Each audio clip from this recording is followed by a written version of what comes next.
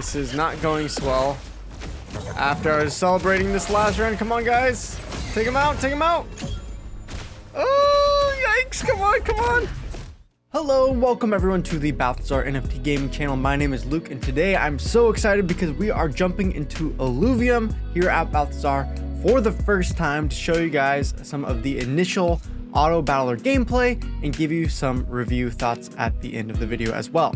Illuvium also released some more footage of the overworld and capturing the first Illuvial over on Bryson's channel, so we're going to be talking about that as well and what that means for the future of Illuvium. Illuvium is probably the most hyped Web3 game out there, so let's jump into it and see what it's like.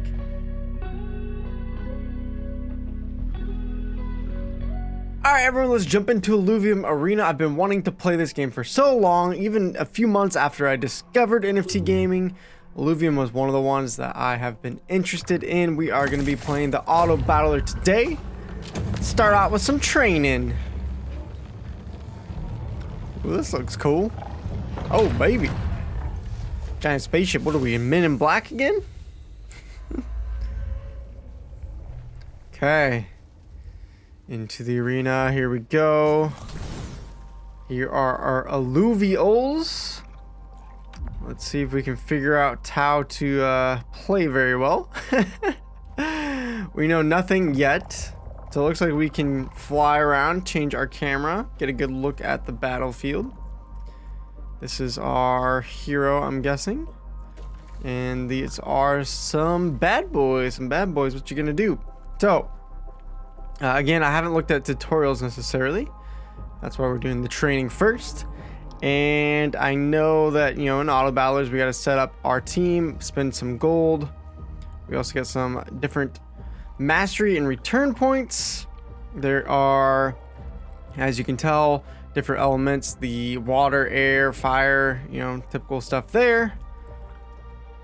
It looks like they also have all the stats listed above each character and a short description. So for this one, the Pyre activates this molten core, gaining 20 times OP, energy, attack damage, and 30% attack speed for 5 seconds, causing its attacks to explode in small areas around its target. Okay. Alright, looks like we can also spend our money on augments, which will do things like on combat start the 2 nearest allies and gain 15% attack speed. Okay, so let's see if we can just throw some things out here. Let's move our hero back a little bit. I'm assuming we don't want our hero to die. We'll make sure we keep her alive. Let's start out with some Illuvials. We can get some different synergies here going. Let's maybe put out some water enemies. Okay, so we can also right click on them to find out they're a water fighter type and also a water rogue. So I don't know, this is enemy synergy, so maybe we want to put out fire. I'm assuming would defeat, no, water should defeat fire, right? What defeats water, you think? Air? Let's try some air. So we're gonna put out our first Illuvial. Looking pretty cool. Maybe if we kind of team them up all on one side, then maybe we can get a kind of a 2v1 attack going off at first. I'm pretty sure our hero does damage as well. We just put her in the back line. And we still have 80 gold to spend. I don't know if we want to save some of our gold for next round. Let's try a 3v. Yeah, let's do a 3v2 just to make sure. Let's see. That's a big guy there. So let's put him on the side. Our hero in the back. 30 gold left over. I think we can just use that in next round. I don't think we need to spend it all. Well, let's click start and see how this goes. I have zero clue what will happen. Looks like this guy actually teleported behind us. I'm not expecting that, but we got 2v2 on each side, and our Illuvials are absolutely destroying. Easy peasy. All right.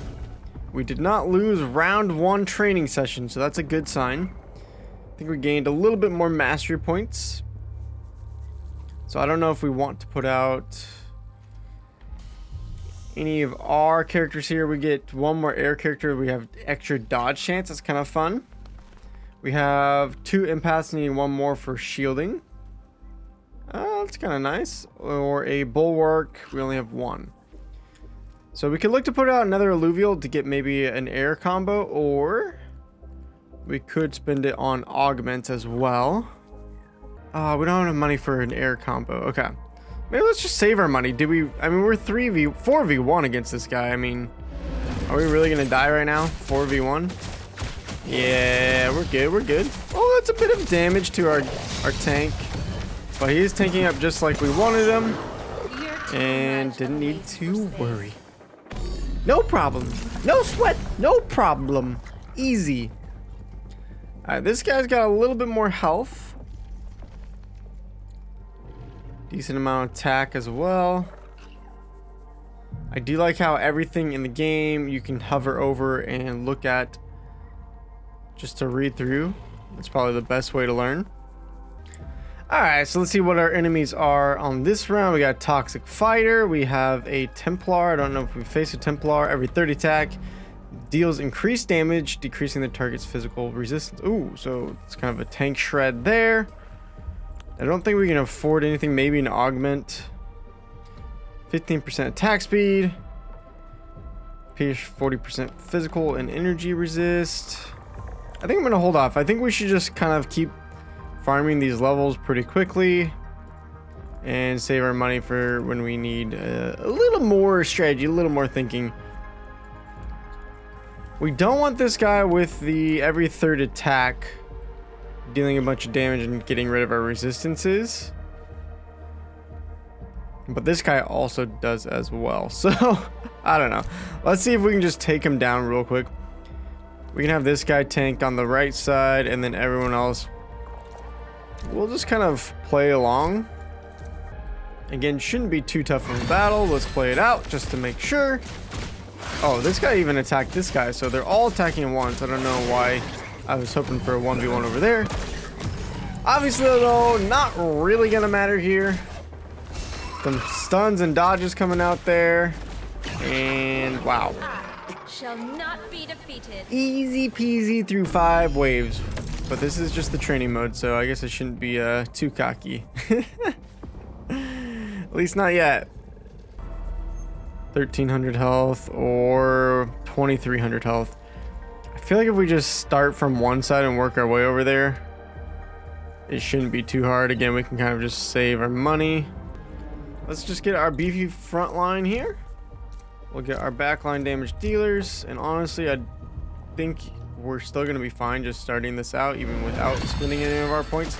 Oh, I forgot that this guy had a sneak behind. Uh-oh. So our hero is in some trouble. Does that mean we lose?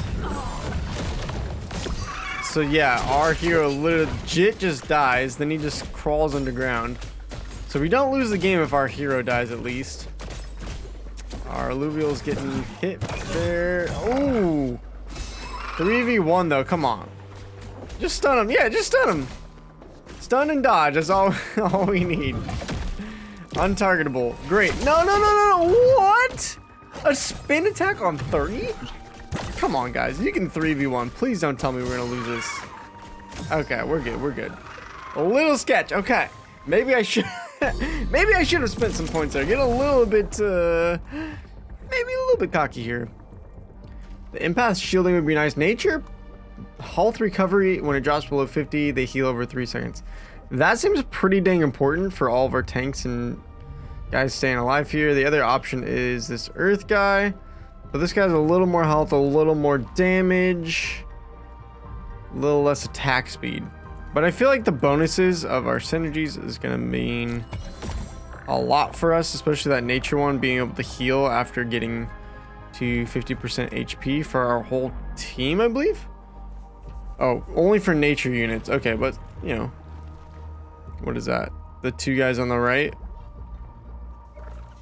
Oh, that's cool. So it shows you which monsters have which, I believe. Yeah, so the air units that can dodge are those 4.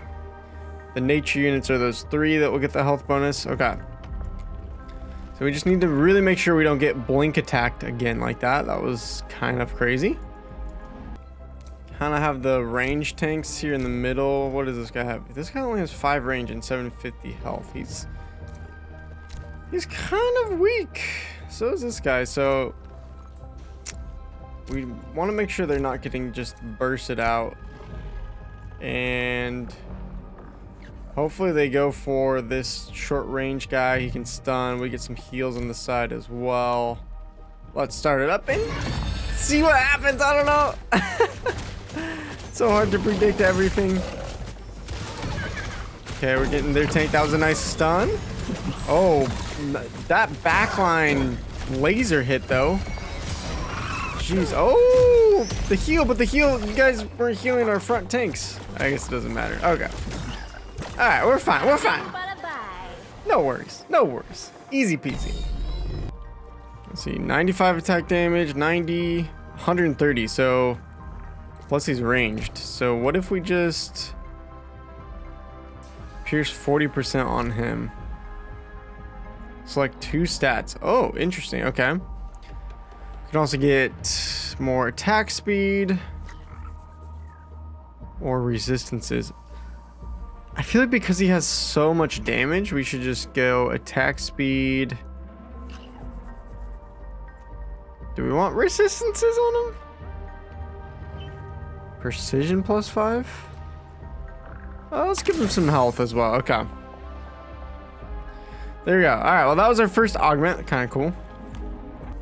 And then if we put our other 2 Illuvials behind and just kind of see how this plays out. I don't want my hero to die. I'm really hoping we can just kind of slam out these guys first and then deal with these 2. So let's see if that works out. We do get some attacks off here and here. This is the upgraded damage and augment. Look at that range. This guy needs to heal up. Yep, there's the heal. But there we go. All right, we have made it now to round 8. So this guy will blink to the opposite side of the board. So maybe we have this bulwark in the back as kind of a pseudo tank in case he blinks to the back side. I still don't understand exactly where they blink to, but hopefully they go for that guy. And other than that, I still think if we just target one side of the board. Actually, if he blinks over here, I think we should just start by taking out these guys, honestly.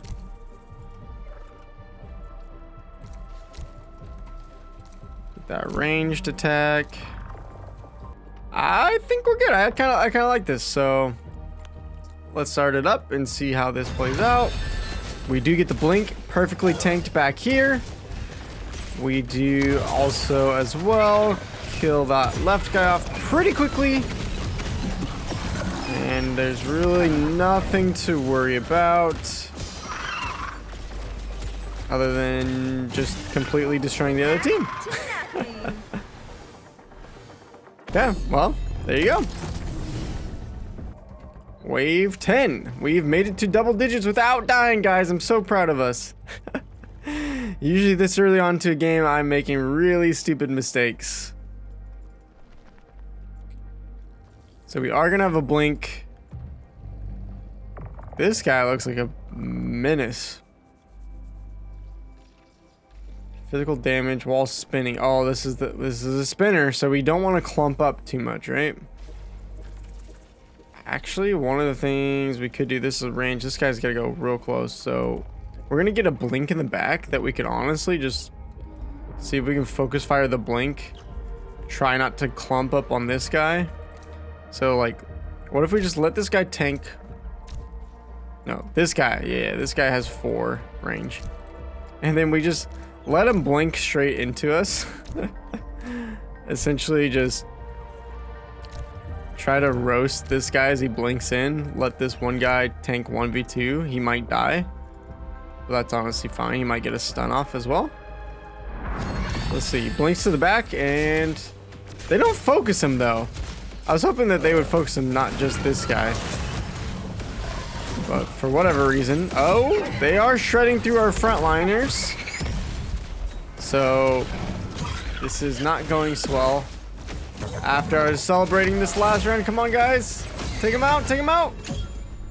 Oh yikes, come on, come on. 2v1 still. You're too much of a waste of okay, space. well, I was hoping they'd just go focus fire that blinker, but apparently they did not. And apparently we are in danger of losing rounds now.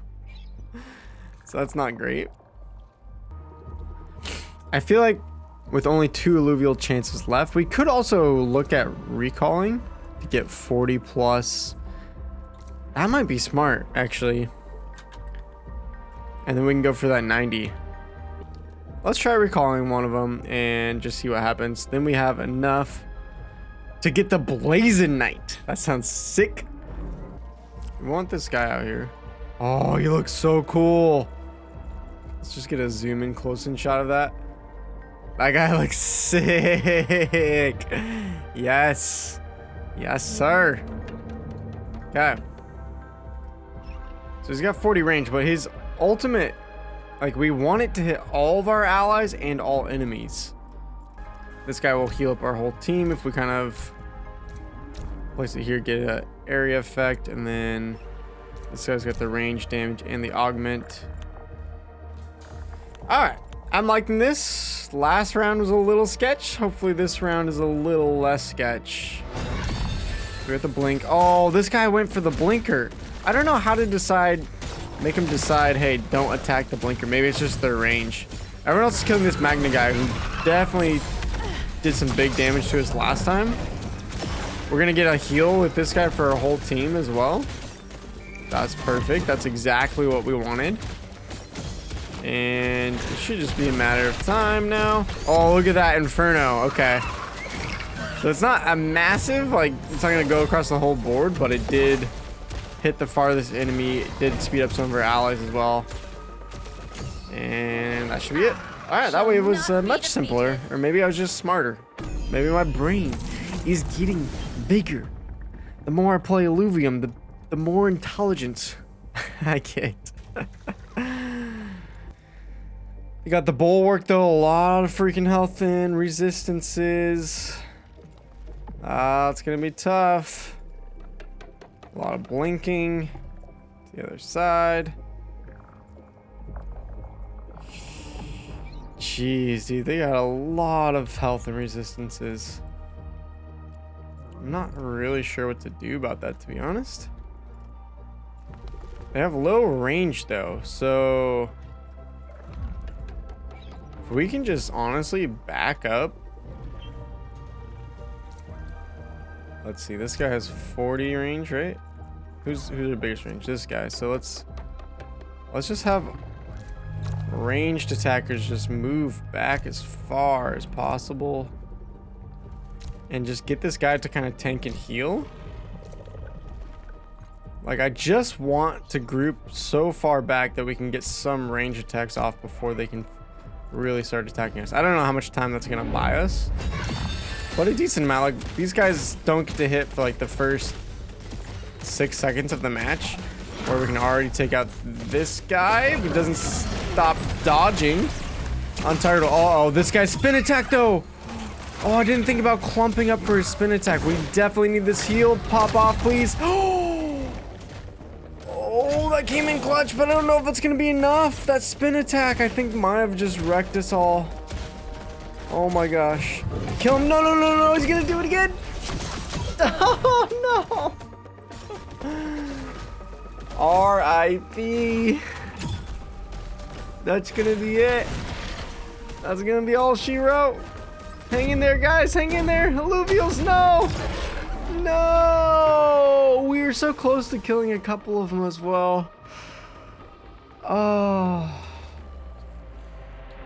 Sad day. Wave 13. Well, that was interesting. I had a lot of fun with that, actually. A little bummed I died there, but you know what? We getting the hang of it, kind of. Like, I still feel like I need to read a lot of the abilities and like memorize the alluvials specifically.